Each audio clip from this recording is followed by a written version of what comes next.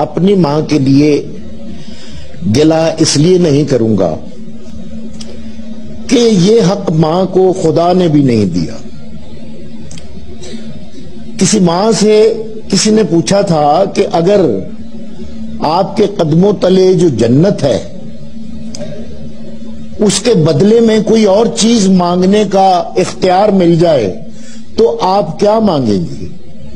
उस मां ने जवाब दिया था कि अगर मुझे ये इख्तियार मिल जाए तो खुदा से मैं अपनी औलाद की किस्मत लिखने का अपने हाथों ये हक मांगूंगी।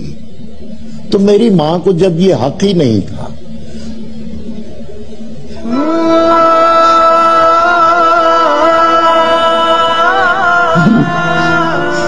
मां ने बहुत मोहब्बत दी, मगर मेरी मां के पास मेरी किस्मत लिखने का हक होना चाहिए था।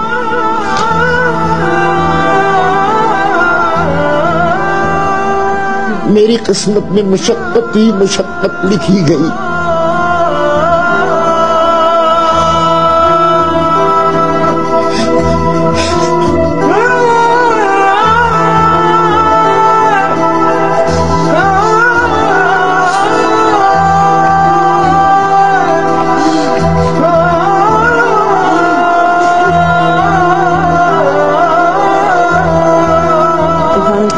Thank you so much. मुझे पता है मैंने आपको फिर रुला दिया एक दफा आज। शुक्रिया। इसके लिए मुझे माफ करें आप।